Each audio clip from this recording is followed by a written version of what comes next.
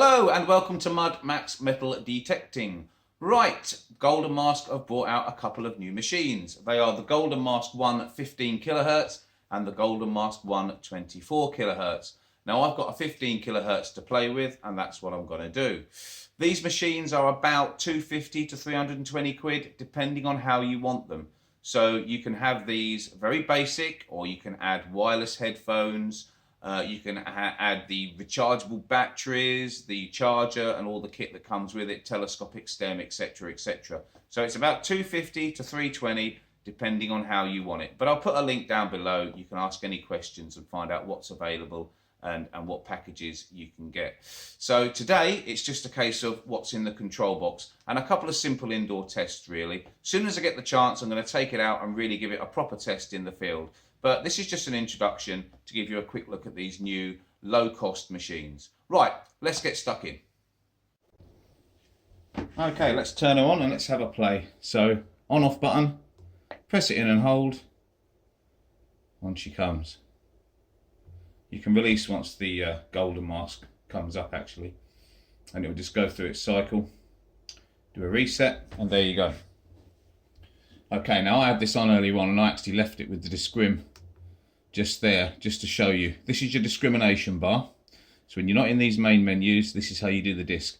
Now if you have it like that, on -22, which is not how it comes, that is all metal. So if that bar is completely clear, then something like this will come through as a good target, even though this graph, and I do love this graph by the way, more about that later, but this graph is going to show iron, but you're going to get a positive tone because you've taken off the disc. So this is all metal. When you get it out of the box, it actually sets up as default 0 with the iron notched out. Okay, so that's the way it should be.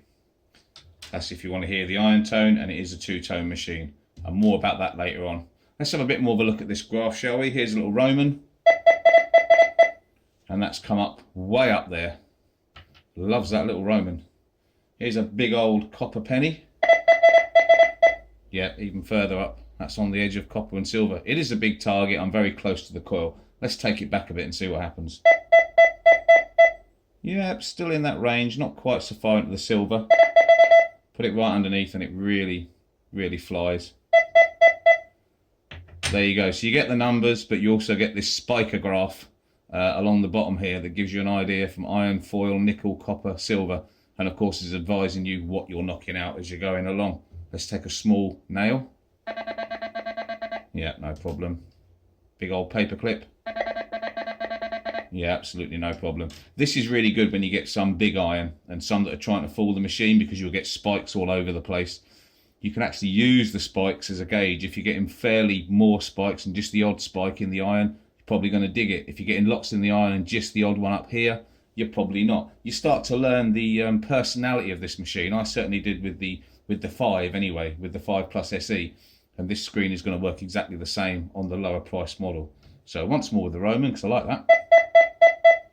That is a beautiful tone as well. Look at that. Absolutely lovely. 57 as well. Slightly lower numbers for the lower conductive Roman coin. Right, let's have a look at the menu itself then, shall we? So we'll go across here and we'll press menu. And the first thing you come into is your kilohertz. Now you've got 3 options with the kilohertz. You can put it in 3, you can put it in 2, or you can put it in 1, and that's simply a shift. So if you've got interference on this machine, you've got 3 options for a slight shift on your 15 kilohertz to try and get away from the disturbances, whatever they may be, which can come in very, very handy. Gain is obviously your power. I'm indoors, so I'll get this on 20. It goes up to 30. And obviously being in the house, it's warbling at me. About 25. There's not a lot of electricity. This is a large spare room I'm in actually. That's why it's quite echoey on the video, because I'm in a large spare room, but I can get away with 25 in here because I'm quite a long way away. There's no TVs, radios or anything like that on, just a light bulb. So it's quite settled like that.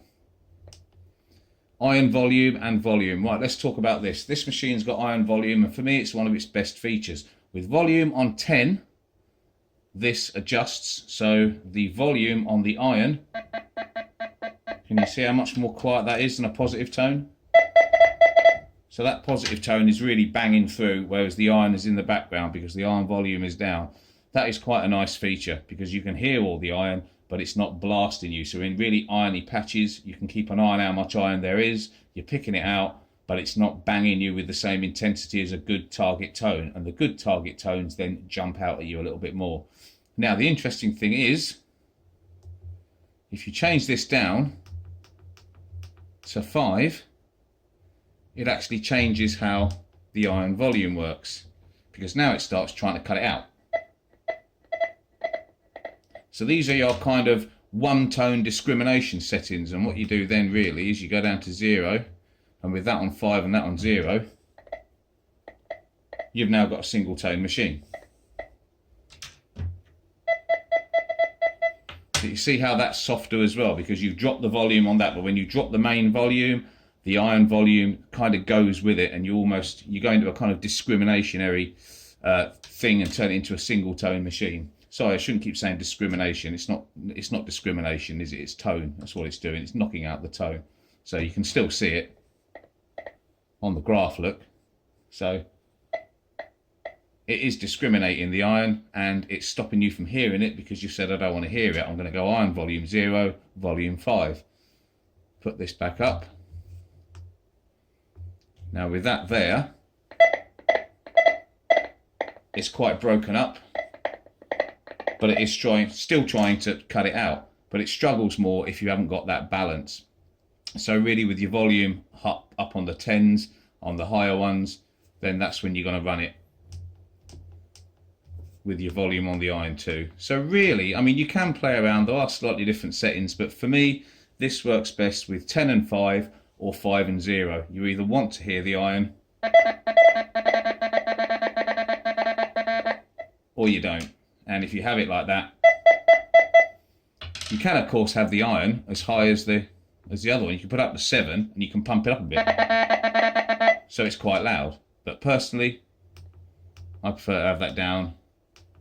I like to have it around about 3, so it's just... Sorry, I'm touching the wire there, it's making it beep.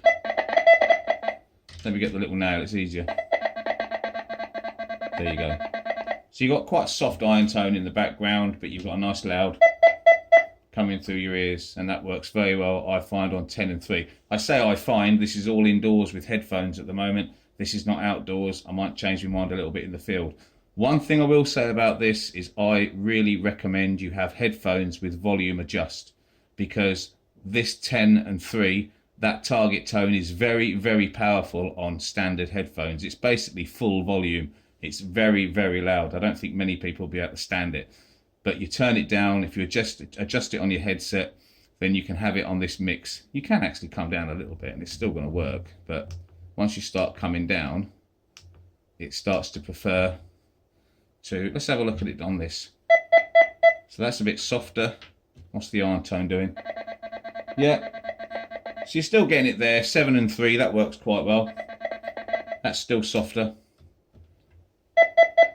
But personally, what I want to do is I want to set up the relationship between these two the way I like it, the way I want it. And then personally, I think I'm going to want to then set the overall volume for the two combined. So there you go. That's just my thoughts. Adjustable volume on the headset for me is going to mean I can get a perfect marriage between these two and then get the overall strength where I want it. So that's basically the menu, really. As I said, you've got your frequency shift, you've got your power setting, your sensitivity, you've got your iron volume, and you've got your main volume and the relationship between those two to have it two-tone how you want, or just have it single-tone.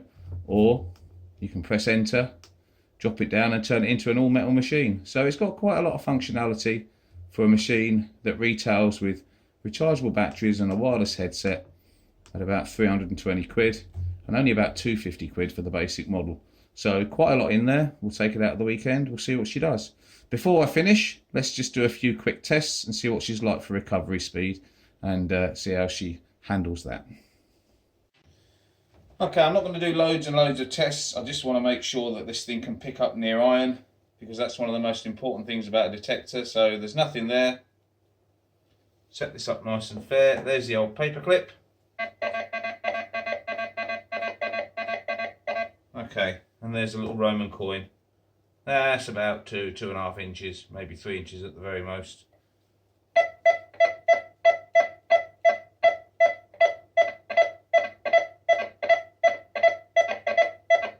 You are not going to miss that. There's a slight tinge from the iron, but it almost completely cancels out the sound of that. Just picks up the coin.